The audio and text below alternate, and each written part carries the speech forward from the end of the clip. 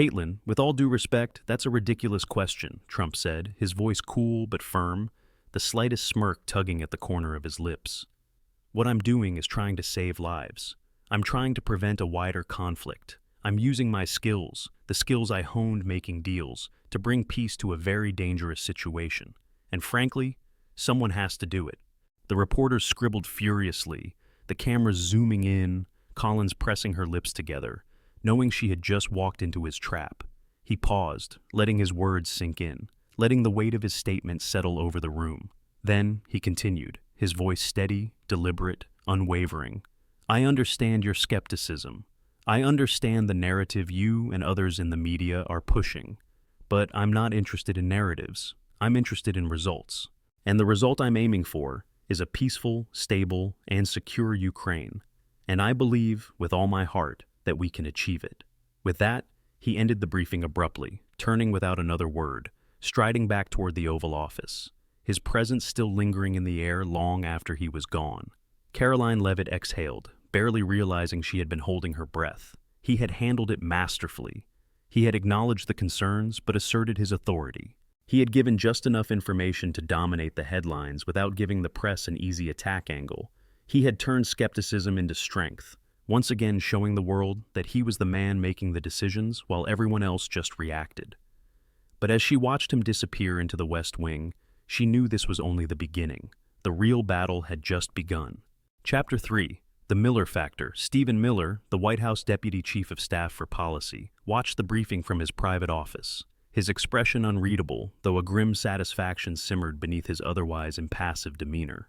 He had always prided himself on being the ideological firewall within the administration, the man who ensured that the America First doctrine remained uncompromised, untainted by the pressures of diplomacy or the soft hands of establishment negotiators. But today, as he watched Trump stand at the podium, speaking of diplomacy, of a ceasefire, of compromise with Vladimir Putin, he felt a deep unease creeping into his gut. This was not the Trump he had fought for, the relentless nationalist who had promised to dismantle the globalist order, who had pledged to restore American dominance with an iron will, not through deals with dictators.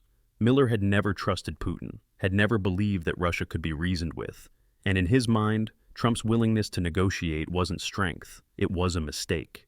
Trump had outmaneuvered the political establishment time and time again, had bent Washington to his will, but now, in this crucial moment, he was bending to Putin's.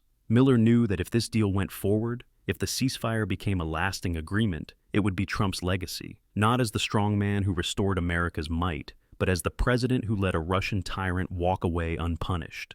And that, in Miller's mind, was unacceptable. He decided then and there that he would do everything in his power to sabotage the deal, to ensure that Putin faced the consequences he deserved, to make certain that Trump, despite his instincts as a dealmaker, never fully trusted the Russians. He knew the risks. If Trump discovered his betrayal, he would be finished. Exiled from the movement, from the administration, from the only world he had ever truly belonged to. But Miller didn't see it as betrayal. He saw it as duty. He saw it as saving the country from a mistake that could cost America its standing in the world, that could embolden its enemies and weaken its resolve. He believed in maximum pressure, not negotiation. He believed that Putin had to be crushed, not accommodated. And if that meant defying his own president, so be it. He had spent years in the trenches of Washington, learning how information moved, how narratives were shaped, how trust could be eroded one headline at a time, and now he was going to put all of that knowledge to use. He began with the press, leaking carefully curated information to conservative news outlets, ones he knew would amplify his concerns without immediate suspicion. The narrative he crafted was insidious, effective, and tailored to Trump's own base. That Trump, the man who had stood against the deep state, the man who had fought against endless wars and Washington's corruption, was now being manipulated by Putin, outmaneuvered by a foreign adversary, pressured into a deal that would weaken America's position. He painted a picture of Trump not as the master strategist, but as a man surrounded by advisors who had softened him, who had pushed him toward diplomacy at the expense of strength, who were letting a dictator win. He knew how to trigger distrust among Trump's supporters, how to make them question if their leader was being pushed in the wrong direction. And as expected, the headlines began to shift. At first, they were subtle, designed to plant seeds rather than start fires. Trump's gamble, can Putin be trusted? The ceasefire question. Is America giving up too much? Then they became sharper, more aggressive, more pointed. Trump's biggest test. Is he being played by Putin? The art of the deal, or the art of surrender? Soon the narrative took a life of its own, fueled by radio hosts, social media influencers, and television commentators who, knowingly or unknowingly, had taken Miller's bait.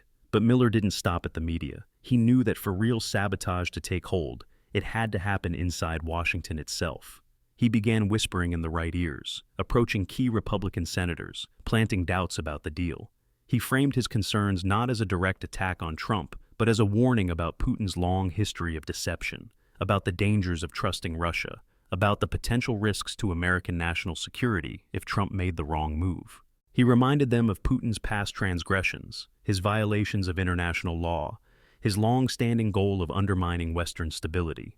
He leveraged their distrust of foreign powers, their deep-seated belief that strength was the only language dictators understood. He spoke to lawmakers who had aligned themselves with the Reagan-era hawkish stance on Russia, who had never fully embraced Trump's more transactional, deal-making approach to foreign policy. And then, he reached out to defense industry allies, to think tanks, to military strategists who had long believed that standing down against Putin was an act of weakness. The effect was immediate and deliberate. Republican lawmakers began voicing concerns publicly, some calling for greater transparency about the deal, others outright opposing any form of negotiation with Moscow.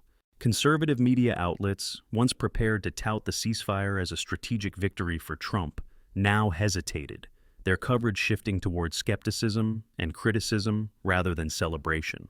The pressure was mounting. Miller knew he was playing a dangerous game, walking a razor-thin line between protecting America's interests and directly undermining the president he had sworn to serve. But in his mind, the stakes were too high to remain silent. He wasn't just protecting a political ideology, he was protecting America's position on the world stage, ensuring that its enemies didn't mistake a diplomatic handshake for a sign of weakness. If Trump followed through with the ceasefire, if he gave Putin what he wanted without sufficient guarantees, the long-term consequences could be disastrous. To Miller, this wasn't betrayal, it was intervention. It was safeguarding Trump from himself. It was ensuring that the president didn't stray too far from the nationalist vision that had won him the White House in the first place. Chapter 1. The call, the red phone on the Resolute desk, a relic of a bygone era, buzzed with a low, insistent thrum, its presence alone a reminder of Cold War tensions, of backroom diplomacy, of the delicate balance of power that had long dictated the fate of nations. President Donald Trump, his tie loosened, his famous hair slightly askew after a long day of meetings, eyed it with a practiced mixture of curiosity and apprehension. It was Putin. He had been expecting this call, had felt it coming in the way leaders do when the chessboard shifts beneath their feet. He gestured sharply. "Get him for me," he barked at his chief of staff, Mark Meadows, who hovered perpetually at the periphery of the Oval Office, his expression one of constant calculation, always anticipating, always managing the battlefield of Washington politics. Meadows moved swiftly, knowing better than to waste time, knowing that when Putin called, it was never for idle conversation. Minutes later, the static-laced voice of the translator filled the room, the distortion of the line adding a sense of urgency, of secrecy, of history unfolding in real time. "Mr. President," the translator began, his voice measured and careful, "Prime Minister Putin is on the line. Vladimir, my friend! How's Moscow?" Trump boomed, his voice radiating a folksy warmth that belied the high stakes, his instinctive showmanship coming into play even in the most delicate of moments. He had always prided himself on relationships, on his ability to disarm, to connect, to negotiate from a position of dominance without his opponent realizing he had already lost ground. But Putin was no ordinary opponent. The Russian leader's reply was clipped and formal, his tone lacking the usual performative camaraderie he reserved for diplomatic theater. "Mr. President, the situation in Ukraine deteriorates. Casualties mount. We must find a path to peace." Trump leaned forward, his business instincts kicking in, the negotiator in him coming alive. He had always believed he could negotiate anything, that he could broker deals where others failed, that peace was no different than a billion-dollar real estate contract. If you knew what the other guy wanted, you could close the deal. This had gone on long enough. He had heard the reports, had watched the briefings, had seen the growing unease in Europe, had felt the pressure from both allies and critics to do something before the situation spiraled beyond control. I agree, Vladimir. His voice was measured now, calculated, deliberate. This has gone on long enough. What's your thinking? Putin didn't hesitate. He had come prepared, his terms already in place, his strategy already set. He was not a man who came to the table without knowing exactly what he wanted. Complete demilitarization of Ukraine, he said, his tone even, but beneath it, there was an unmistakable edge, a challenge, a test. A neutral state, guaranteed by Russia, to prevent further aggression against our borders. Trump remained silent for a moment, his mind working at lightning speed, considering the implications, weighing the angles. He knew what Putin was asking. He also knew that agreeing outright would mean backlash, both from within his own government and from the international community. But he also knew leverage when he saw it, and Putin was giving him an opening. This was a defining moment, and Trump never backed down from those. He wasn't just playing for peace, he was playing for history. And he always played to win. Trump grimaced, his fingers tightening on the edge of the Resolute desk. This was the sticking point.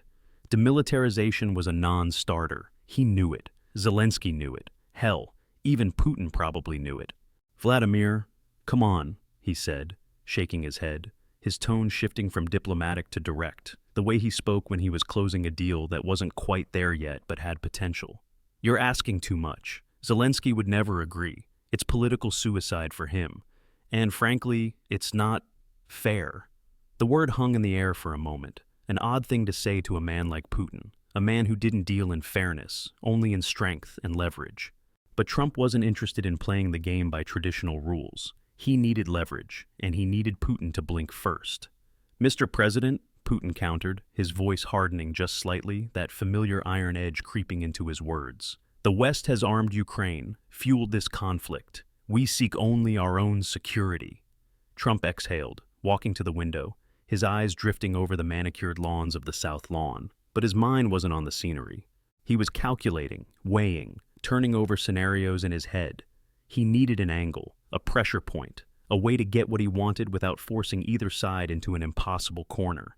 He couldn't strong-arm Zelensky. The Ukrainian president was too popular, too much a symbol of resistance, someone who had managed to capture the imagination of the world as a modern-day David standing against Goliath. But he also couldn't let Putin walk away empty-handed. Putin needed something to take back to Moscow, something he could frame as a victory, but not at the expense of making Zelensky look like a man who had been bullied into surrender. He turned back to the phone, his mind made up. Vladimir, hear me out, Trump said, his voice slipping into that familiar tone of a man who had closed some of the biggest real estate deals in the world, the voice of a negotiator who knew when the pieces were ready to fall into place. Demilitarization is a bridge too far, but let's talk about neutrality with teeth. Ukraine can defend itself. It can have a strong non-NATO military. I'll guarantee it. They can have the weapons they need, just not under the NATO umbrella. That's a win-win. You get the security you want, and Zelensky keeps his dignity. The silence that followed was heavy, filled with the weight of calculations, of geopolitical consequences, of two men playing a game that had been played in different forms for decades, always with the same stakes: power, influence, and survival. Trump knew Putin was weighing his options, that even as they spoke, his intelligence operatives, his military advisors, his economists were feeding him information, telling him the limits of what he could and couldn't afford to concede. But Trump also knew what Putin feared most, a repeat of the crippling sanctions he had weathered before, economic warfare that had sent shockwaves through Russia's financial system. More than that, Trump knew Putin understood something the Western media never did. Despite the accusations of collusion, despite the relentless attacks in the press, Trump was the only Western leader willing to negotiate, to see the situation from the other side. Unlike the bureaucrats in Brussels, unlike the weak, virtue-signaling politicians in European capitals, Trump understood power, understood that victory wasn't just about military force, but about making your opponent feel like they had won, even when they had given up the very thing they wanted most. Finally, Putin spoke, his tone calmer now, more measured, as though the weight of the moment had settled in. And the West will not interfere with this agreement? Trump smirked slightly, knowing he had baited the hook just enough. I'll manage the West, Vladimir, trust me, but you need to be willing to sit down with Zelensky, face to face, no preconditions. another silence, then a grudging affirmation. Very well, Mr. President. I will consider a meeting with Mr. Zelensky under those conditions. But this agreement must be airtight, Mr. President. Airtight. Trump grinned, the kind of grin that came when he knew he had just played the game better than anyone else in the room. You have my word, Vladimir. We'll make it the best deal, the greatest deal. Believe me. He hung up the phone, exhaling slowly, a bead of sweat trickling down his temple. This was just the beginning. The real game had just begun. Chapter 2. The briefing, the White House briefing room was a pressure cooker, the air thick with anticipation. The press corps a restless sea of cameras, microphones, and hurriedly scribbled notes, all eager for the moment when President Donald Trump would take the podium. The stakes had never been higher. Ukraine, Russia, ceasefire. The words alone carried the weight of history, of conflict, of high diplomacy that could reshape the global order. Caroline Leavitt, Trump's young but fiercely loyal press secretary, adjusted the microphone with a practiced hand, her face composed but alert, knowing exactly what was coming. She had been in the trenches before, fending off hostile press questions, crafting narratives, spinning controversies into victories. But this was something different. This was global. This was legacy-defining. Ladies and gentlemen, she announced, her voice steady despite the rising murmur, the president will make a brief statement regarding the situation in Ukraine. The room erupted into whispers, reporters exchanging hurried glances, fingers flying across keyboards, knowing that whatever came next would dominate headlines for weeks. Then, the moment arrived.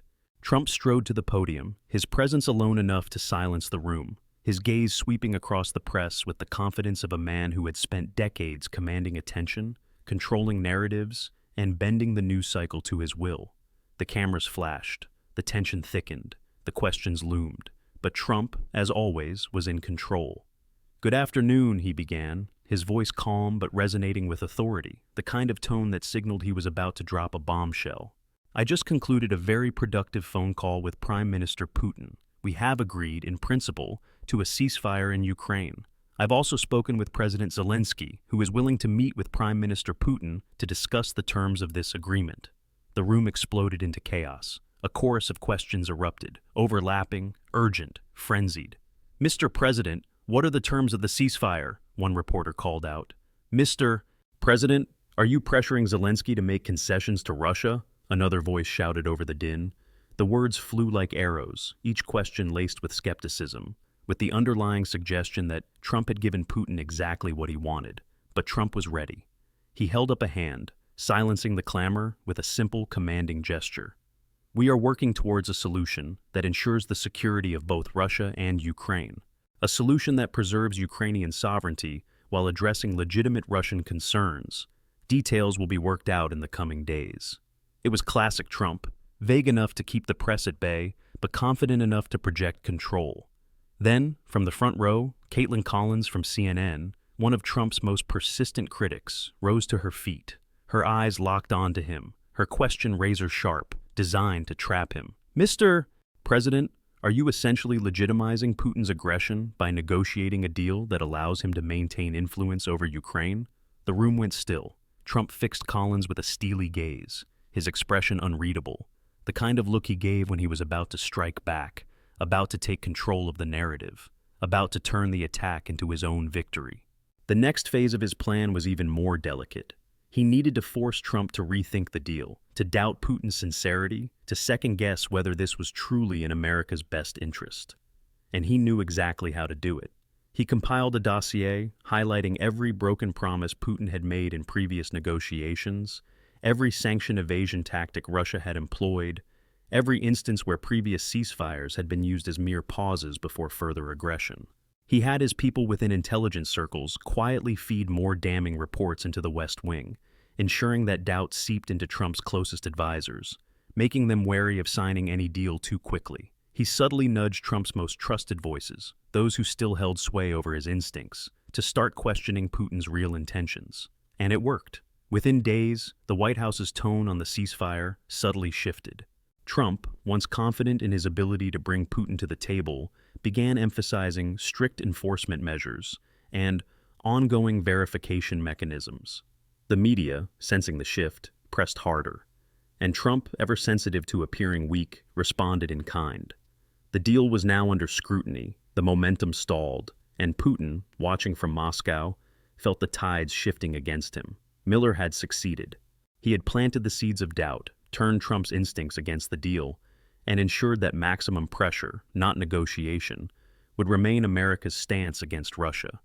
If Trump never found out that the resistance to the deal had been cultivated from within, Miller didn't care. He hadn't done this for personal gain or political ambition. He had done it because he believed in American strength. He believed in dominance, in leverage, in ensuring that the world feared and respected the United States. And most importantly, he believed that Putin didn't deserve a seat at the table. Not now, not ever. Chapter 4. Zelensky's Dilemma. Volodymyr Zelensky, the president of Ukraine, sat in his heavily fortified bunker in Kyiv, his face etched with fatigue and determination, the weight of war, diplomacy, and survival pressing down on him with crushing intensity. He had just received the transcript of Trump's call with Putin, and as he read through it, his jaw tightened, his fingers gripping the paper just a little too hard, as though trying to squeeze certainty from words that held none. He knew he was in a precarious position, one that had never been of his own choosing, but was now his burden to bear alone. He understood Trump's motivations. He knew the American president craved a victory, a signature achievement to cement his legacy, something that he could hold up to the world as proof that he, and he alone, had brokered peace where others had failed. He knew that Trump's mind operated differently than those of the bureaucrats and career politicians in Washington. The deal had to be big, bold, and unmistakably his. But Zelensky also knew another truth. Trump was unpredictable, a man capable of decisions that defied conventional wisdom, that threw geopolitics into chaos, but sometimes landed results no one else could achieve. Zelensky trusted Trump, to a degree. He believed that Trump genuinely wanted to end the war, that he saw this as an opportunity to make history, to neutralize one of America's greatest global threats without direct military involvement. But trusting Trump completely, that was another matter entirely. He knew that Trump was driven by self-interest, that political considerations always played a role in his decisions, and that if the political winds shifted against Ukraine, Trump could pivot without hesitation. The question that now consumed him was simple, yet impossible. Would Trump keep his promise? And if he didn't, what would become of Ukraine? Zelensky set the transcript down, exhaling slowly, forcing himself to think clearly despite the storm raging inside him.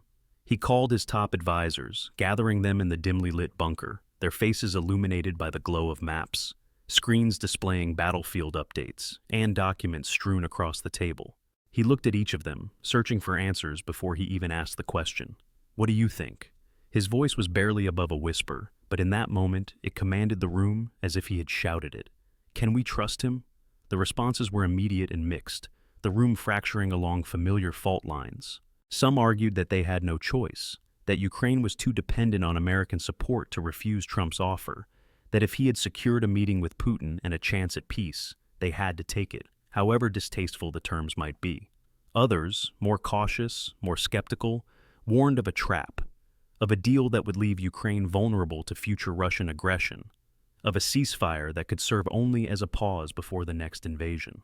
"If we demilitarize, if we give in even an inch, we invite disaster," one advisor said, his voice tight with frustration.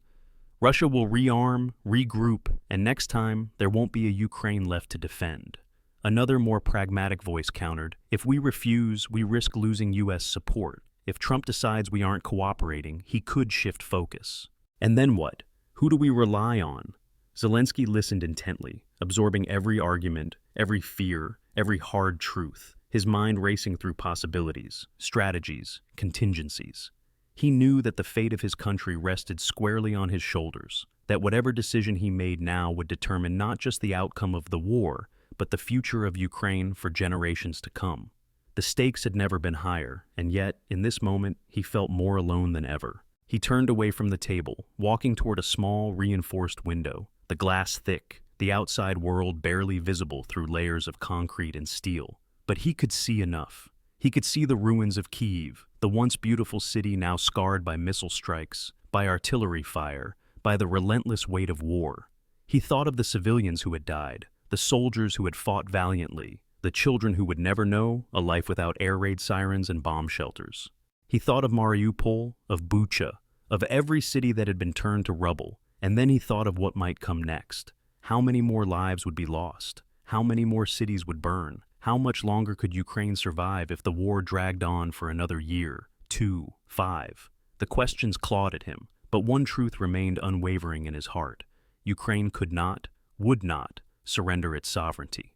No matter what Trump and Putin negotiated, he would not concede an inch of Ukrainian land. He would not disarm. He would not allow history to repeat itself. He turned back to his advisors, his voice calmer now, but unshakable in its resolve. "I will meet with Putin," he said, "but we will not concede. Not an inch, not a single town, not a single village. We will defend our country with everything we have, even if it means standing alone against the world." The room was silent, the weight of his words settling into every mind, every heart. And then, with one final breath, he spoke the words that would define the next chapter of Ukraine's struggle. "We will trust Trump to keep his promise. We have to." Chapter 5. Reykjavik Reunion. The meeting was set for Reykjavik, Iceland, a neutral ground, a place where world leaders had historically met in times of global crisis, a city synonymous with diplomacy and high-stakes negotiations. Trump, ever the showman, orchestrated the event to maximize its impact, knowing that this was more than just a peace summit. This was a historic moment, an opportunity to cement his legacy as the ultimate dealmaker, the man who could do what no president before him had accomplished. He wanted this to be remembered like Reagan and Gorbachev, like Nixon and Mao, a defining moment, a symbol of his peacemaking abilities, an image that would go down in history. The world watched with bated breath as the most unlikely trio, Trump, Putin, and Zelensky, prepared to sit at the same table, not as allies, not as friends, but as men who understood that the future of nations was at stake. The atmosphere was tense, almost suffocatingly so. Putin arrived first, flanked by a phalanx of security personnel, his expression impassive, unreadable, his sharp eyes scanning the room as if he were already calculating his next move. He was a man who never showed his cards, who operated in long-term strategies rather than momentary gestures, and who had come to this meeting not as a man desperate for peace, but as a man measuring the cost of war against the cost of concessions. He took his seat with deliberate slowness, his every move choreographed to project dominance, his presence a force unto itself. Then came Zelensky, accompanied by a small team of advisors, his expression wary but resolute, his posture that of a leader who refused to be broken by war, by bombings, by months of watching his country bleed under Russian aggression. He wasn't here to be bullied. He wasn't here to kneel before a dictator. He was here to defend Ukraine's sovereignty, to ensure that his people's sacrifices had not been in vain. Trump, playing the role of mediator, greeted each leader warmly, his signature charm on full display, attempting to break the ice with his characteristic banter. But there was no laughter, no easy exchanges. The smiles were strained, the small talk forced. This wasn't one of his business deals where humor softened the room. This was war and peace, life and death, national survival at stake. He took his seat at the center of the table, a position of authority, of control, ensuring that both men understood that he was the one leading this process, that he was the only reason they were here at all. The negotiations began immediately, and the weight of history pressed down upon the room. Putin, always the chess player, wasted no time in reiterating his demands, stating them calmly, methodically, as though they were already foregone conclusions. Security guarantees, assurances that Ukraine would not become a staging ground for Western aggression, no NATO expansion, a buffer zone along the eastern border. It was a refrain he had repeated for years, but now he wanted it formalized, written in ironclad agreements that could not be reversed by the next administration, by the next election, by the next shift in power. He wanted to ensure that Ukraine would never be used as a tool against Russia, that its alliances would be forever limited, that Moscow's influence over the region would remain intact. Zelensky countered immediately, his voice firm, unwavering. He wasn't here to bend. He wasn't here to concede Ukraine's independence. He laid out his own demands, equally firm, equally non-negotiable in his eyes. The withdrawal of Russian troops from Ukrainian territory, full international recognition of Ukraine's sovereignty, reparations for the damage inflicted by the war. He spoke not just as a president, but as a leader who had seen his people suffer and had vowed to never let them suffer again. Every word carried the weight of the dead, the displaced, the families torn apart by war. There would be no deals that undermined their sacrifice. And so the talk stalled. Hours passed, filled with rigid posturing, diplomatic exchanges that led nowhere. The weight of grievances, demands, and national pride keeping both leaders locked in their respective corners. Trump, sensing the frustration rising in the room, the negotiations slipping toward another stalemate, stepped in, cutting through the noise with the instincts of a man who had spent his entire career bringing impossible deals to the finish line. This was what he did best. He had walked into rooms like this before, not with presidents and prime ministers, but with billionaires, rivals, men who swore they would never sit across from one another, until they did. He knew how to walk the tightrope, how to balance the competing interests, how to get both sides to a place where they felt they had won, even when they had given up more than they realized. He leaned forward, his fingers steepled, his voice low but commanding. "Gentlemen, let's talk reality. This war isn't sustainable. The casualties are mounting, the economies of both nations are suffering, and the world is watching, waiting for a solution. If we sit here and demand absolutes, we'll be at war for another decade. No one wins in that scenario. Not Russia, not Ukraine. We need a deal that works for both of you." He looked at Putin first, locking eyes with the Russian leader. "Vladimir, hear me out. Demilitarization is a bridge too far, but let's talk about neutrality with teeth. Ukraine can defend itself. It can have a strong, non-NATO military. I'll guarantee it. They can have the weapons they need, just not under the NATO umbrella. That's a win-win. You get the security you want, and Zelensky keeps his dignity." A heavy silence followed, the kind that indicated that Putin was listening, that he was processing, calculating, weighing options. Trump knew what Putin feared most: a repeat of the crippling sanctions that had rocked Russia in the past, a new economic collapse that could weaken his grip on power at home. Trump also knew that Putin, for all his posturing, respected strength, respected deal-making, respected those who didn't bend but instead forced him to the table. "And the West will not interfere with this agreement?" Putin finally asked, his voice calm but laced with scrutiny. Trump smirked, knowing he had baited the hook just enough. "I'll manage the West, Vladimir. Trust me. But you need to be willing to sit down with Zelensky, face to face, no preconditions." Another silence, then a grudging affirmation. "Very well, Mr. President. I will consider a meeting with Mr. Zelensky under those conditions. But this agreement must be airtight, Mr. President. Airtight." Trump grinned, the kind of grin that came when he knew he had just played the game better than anyone else in the room. "You have my word, Vladimir. We'll make it the best deal, the greatest deal, believe me." As the room began to break, as the final details were being hammered out, Trump leaned back in his chair, exhaling slowly, a bead of sweat trickling down his temple. This was just the beginning. The real game had just begun. Chapter 6. The Leavitt Defense. Back in Washington, the political attacks were escalating at a breakneck pace, turning what should have been a historic diplomatic achievement into a full-scale political crisis. Stephen Miller's leaks, carefully timed and surgically deployed, were wreaking havoc, spreading doubt within Trump's own base, and giving his enemies in the media all the ammunition they needed to frame the peace deal as a reckless surrender to Putin. Cable news networks ran relentless segments questioning Trump's motives, chyrons flashing with ominous messages. Did Trump just hand Ukraine to Russia? And peace or appeasement, the Trump-Putin deal under fire. Conservative media outlets, once unwavering in their support of Trump, were now split, with some praising his ability to negotiate, while others castigated him for showing weakness against a longtime adversary. His approval ratings, once steady, began to plummet, the numbers reflecting a growing unease among even his most die-hard supporters.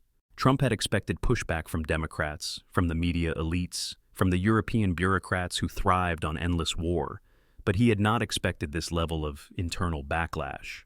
The Republican Party itself was fracturing, with hawkish senators and old-guard conservatives questioning whether Trump had betrayed the Reagan-era doctrine of peace through strength. In the center of the storm was Karoline Leavitt, Trump's fiercely loyal press secretary, who found herself on the front lines of a political war unlike anything she had faced before. She had always known that being Trump's mouthpiece meant enduring fire from all sides, but this time was different. This time, the attacks were not just coming from the usual suspects in the mainstream press, but from within the president's own camp. And yet, she did not waver. She defended Trump's actions with unwavering conviction, countering the accusations of betrayal, rebutting the criticisms with sharp, pointed arguments, and highlighting the real benefits of the peace deal that the media refused to acknowledge. She took to the airwaves, appearing on Fox News, Newsmax, OANN, and even more mainstream outlets like CNN and ABC, where she faced aggressive questioning but never faltered, never hesitated, never gave an inch. She pushed back against Miller's growing influence, challenging the narrative that Trump had given in to Putin, instead framing the deal as a victory for American diplomacy, a masterstroke of negotiation that had secured peace without sacrificing military strength. She held press briefings nearly every day, standing at the podium in the White House briefing room, facing an increasingly hostile press corps, fielding loaded questions designed to box her in, yet always finding a way to reframe the argument, to shift the conversation back to Trump's accomplishments. "The president is doing what every other leader before him failed to do," she declared, in one particularly heated exchange with Caitlin Collins of CNN. "He is bringing an end to this conflict without sending American soldiers into another endless war. And frankly, the people criticizing him today are the same people who were demanding a peaceful resolution months ago." She never lost her composure, never let the hostile questioning rattle her, and most importantly, never stopped believing in the mission. Despite the relentless attacks, despite the divisions forming within Trump's own party, Leavitt refused to give up. She believed in Trump, in his vision for peace, and in the idea that true leadership meant making the tough decisions, even when they weren't politically convenient. She worked around the clock, coordinating messaging efforts with Trump's allies, ensuring that the president's case was being made not just in Washington, but in battleground states where public perception would make or break his next election. She was determined to do everything in her power to protect him from his enemies, both within and without. She knew this fight wasn't just about this one deal. It was about everything Trump stood for, everything he had built, and everything they were fighting to preserve. And as the storm raged on, she stood firm, unshaken, ready to take on whatever came next. Chapter 7. The Trump Card. As the Reykjavik summit teetered on the brink of collapse, with neither side willing to budge, Trump played his trump card, a move so calculated, so audacious, that it would change the course of the negotiations entirely. For weeks the talks had been deadlocked, with Putin demanding Ukrainian neutrality and Zelensky refusing to cede ground, the stalemate threatening to erupt into renewed conflict rather than a path toward peace.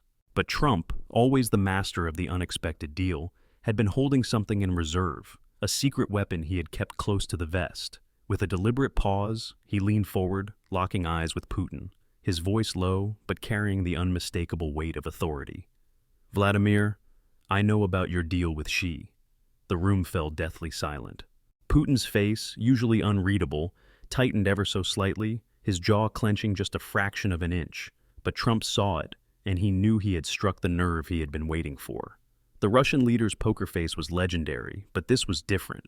The mention of China, of his secret backroom dealings with President Xi, was not something he had anticipated being thrown onto the table. Trump slowly slid a file across the table, a thick dossier filled with documents, communications, financial agreements, all proving that Putin and Xi had been crafting a separate global realignment deal that directly undermined Russia's existing commitments in Europe. If this information were to go public, it would do more than just damage Putin's diplomatic standing. It would cripple his ability to maintain credibility both at home, and abroad. Trump leaned back, watching, waiting, his signature smirk playing at the corners of his mouth as he let the weight of the revelation settle in the room. He had done what no other Western leader had dared to do. He had turned Putin's own long-term ambitions into a bargaining chip, leveraging not just military force, not just economic pressure, but the one thing every autocrat feared most: exposure. Putin's face darkened, his fingers tightening into fists beneath the table, his expression locked in an unreadable mask. But Trump saw the truth behind those eyes, saw the way the gears were spinning, the way he was calculating escape routes, contingencies, damage control strategies. He had underestimated Trump, assumed the American president would be easy to manipulate, but now he saw the mistake for what it was. He was trapped, and he knew it. Slowly, Putin exhaled, his voice measured but laced with controlled fury. "Very well, Mr. President," he finally conceded, the words forced through clenched teeth, his pride bruised, but his survival instincts kicking in. "I will agree to a phased withdrawal of our troops from Ukrainian territory, provided that Ukraine guarantees its neutrality and its commitment to non-aggression." As Zelensky, who had been watching the exchange carefully, exchanged furtive glances with his advisors, his mind racing. He knew what was happening, knew that Trump had just forced Putin into the only compromise that might actually work. The war-weary leader of Ukraine had never trusted Putin, and yet, this deal, fragile as it was, presented the first real opportunity for peace in years. His country had suffered immeasurably, his people had endured bombings, displacement, the horrors of war, and now, finally, there was a path forward, one that did not require surrender, only guarantees of sovereignty. He nodded slowly, his voice firm but resolute. We are willing to guarantee our neutrality as long as our sovereignty is respected and our territorial integrity is preserved. The room exhaled collectively, a mixture of relief, tension, and disbelief settling over the summit chamber. A cheer rose, not from the leaders themselves, but from the diplomatic teams, the mediators, the advisors who had spent months trying to break the impasse that Trump had just shattered with a single well-timed play. The deal was done. A ceasefire was agreed upon, the immediate path to peace laid out in broad strokes, though the finer details still had to be finalized. But the major obstacle, the one that had loomed largest, had been overcome. Trump, ever the showman, stood and extended his hand first, offering it to Zelensky, then to Putin, sealing the moment with a symbolic gesture that would dominate headlines around the world. He had done what no leader before him had managed to do. He had forced Putin to the table, given Zelensky an honorable way forward, and cemented his legacy as the man who had ended the war. And as the world reacted in stunned disbelief, as the news networks scrambled to cover the historic agreement, Trump knew one thing for certain. This was just the beginning. Chapter 8. Exposure. Back in Washington, Trump wasted no time in addressing the fallout from the summit. The deal with Putin had been secured, the framework for peace was in place, but there was one loose end that needed to be tied up: the leak. From the moment negative press stories had begun to circulate, undermining his negotiations, Trump had suspected betrayal from within his own ranks, and now that the agreement had been finalized, he was ready to root out the source. He ordered an immediate investigation, instructing his intelligence and legal teams to track every leak, every anonymous quote, every off-the-record briefing that had fueled the firestorm against him in the press. He wanted names. He wanted accountability. And it wasn't long before the trail led straight back to Stephen Miller. The discovery hit Trump like a thunderbolt, not because he had never expected betrayal. He had seen it too many times in Washington to be truly surprised, but because it came from someone he had trusted, someone who had been in his inner circle since the beginning. Miller had been one of his most loyal ideologues, a man who had helped shape Trump's immigration policies, who had been one of the fiercest defenders of the nationalist agenda, who had been in the trenches fighting against the establishment alongside him. And yet, he had betrayed him in the worst possible way, by actively working to sabotage a peace deal that could reshape the world order. Trump summoned Miller to the Oval Office immediately, his fury barely contained as he paced behind the resolute desk, his hands clenching and unclenching into fists, his mind racing through the countless ways Miller's treachery could have derailed everything. When Miller entered the room, his face was pale, his normally sharp demeanor replaced with something more cautious, more hesitant. He knew. He knew that the president had discovered everything. "You betrayed me," Trump roared, his voice booming through the Oval Office, shaking the very walls. "You tried to sabotage my efforts to bring peace to Ukraine. You undermined my authority. You leaked to the press. You fueled the opposition. You gave my enemies ammunition while I was negotiating a deal that could save millions of lives." Miller didn't speak, his lips pressed into a tight line, his posture stiff, almost as though he had been bracing for this moment. He had always known that if Trump ever found out, there would be no coming back from it. Still, there had been a time when he believed he was untouchable, that his role in shaping Trump's policies had made him indispensable. But now, standing before a man whose fury burned like a raging inferno, he saw the truth. "You are fired," Trump spat, his voice filled with nothing but contempt, his gaze unrelenting, unwavering, utterly final. "You are done, Stephen. Done. I don't ever want to see you in this building again. Get him out of here." His words hung in the air like a death sentence, and as White House security moved forward to escort him out, Miller offered no defense, no final plea for redemption. He knew that he had been caught. He knew that his career, at least in Trump's world, was over. The news of Miller's betrayal sent shockwaves through Washington, a political earthquake that reshaped the conversation overnight. The media, which had been relentless in its criticism of Trump's handling of the Russia-Ukraine conflict, suddenly found itself having to acknowledge the depth of his vision, the resilience of his leadership. For months, they had framed him as impulsive, reckless, an isolationist who didn't understand the nuances of diplomacy. Yet here he was, proving them wrong, securing a deal that none of his predecessors had been able to achieve. And now, with Miller's ouster, Trump had done something that even his staunchest critics had to admit was rare in Washington. He had held his own team accountable. He had identified the leak, rooted it out, and eliminated it, proving that he would not tolerate treachery, even from within his own ranks. As Miller was escorted from the White House, past reporters scrambling to capture the moment, past staffers who whispered among themselves, past the very institutions of power he had once helped shape, Trump sat back behind the resolute desk, exhaling sharply. The deal had been made. The peace process was underway.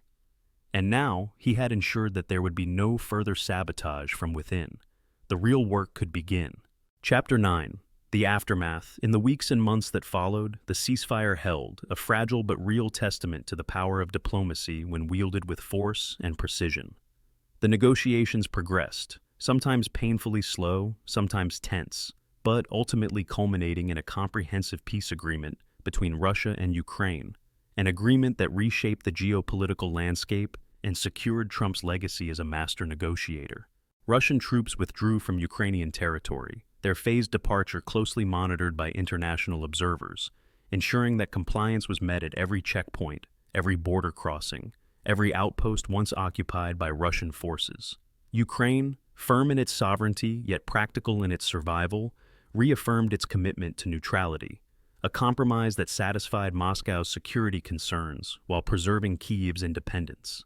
To ensure lasting stability, a coalition of international observers, including delegations from NATO, the UN, and even neutral nations such as Switzerland, were deployed to monitor the border and verify that the peace held beyond the negotiating table.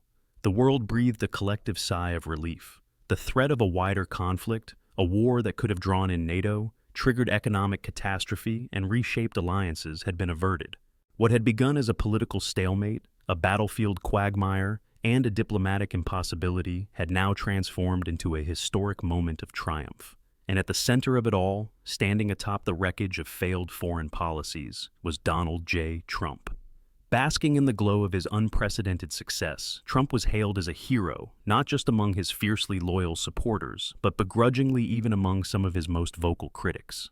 He had done what no other world leader had been able to do. Not Biden, not Obama, not Bush, not Merkel or Macron. He had brought peace to Ukraine. He had proven that diplomacy, when coupled with strategic leverage and the force of American leadership, could overcome even the most intractable conflicts. For years, his opponents had mocked him, ridiculed his belief in personal deal-making, dismissed his understanding of global affairs, yet here he was, standing victorious, a man who had outmaneuvered both war and Washington. The media, which had spent years labeling him a political anomaly, a disruptor, a reckless populist, now found itself forced to confront an uncomfortable truth. Trump had succeeded where others had failed. And while many outlets twisted themselves into rhetorical knots trying to downplay his role, some voices within the establishment could not ignore the magnitude of what had happened.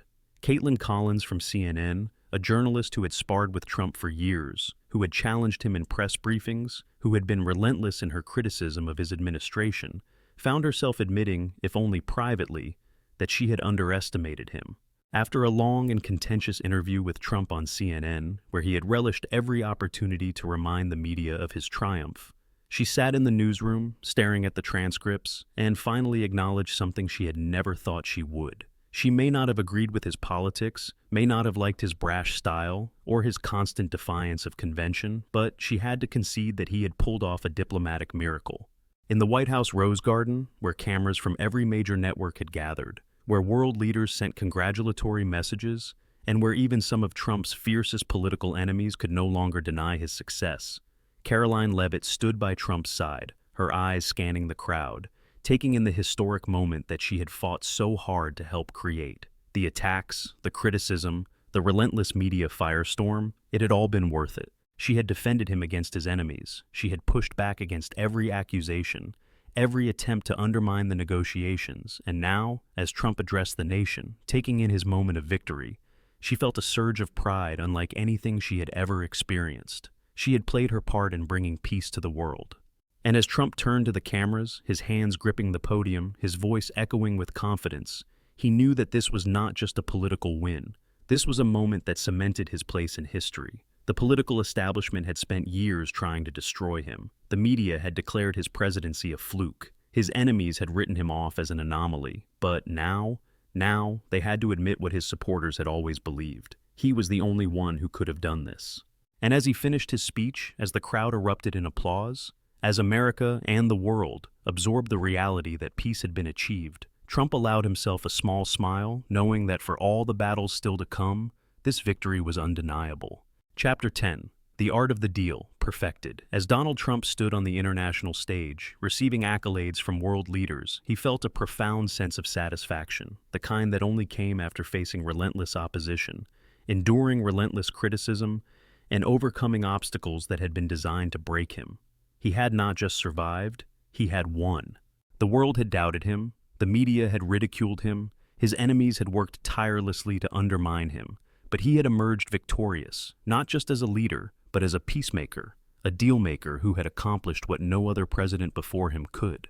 The handshakes, the congratulatory messages from allies and even reluctant adversaries, the acknowledgement that he had done the impossible, all of it reinforced what he had always believed, that leadership wasn't about following the rules set by the establishment, but about rewriting them entirely. As he looked out across the sea of dignitaries, reporters, and his statesmen gathered to recognize his monumental achievement, he reflected on how far he had come.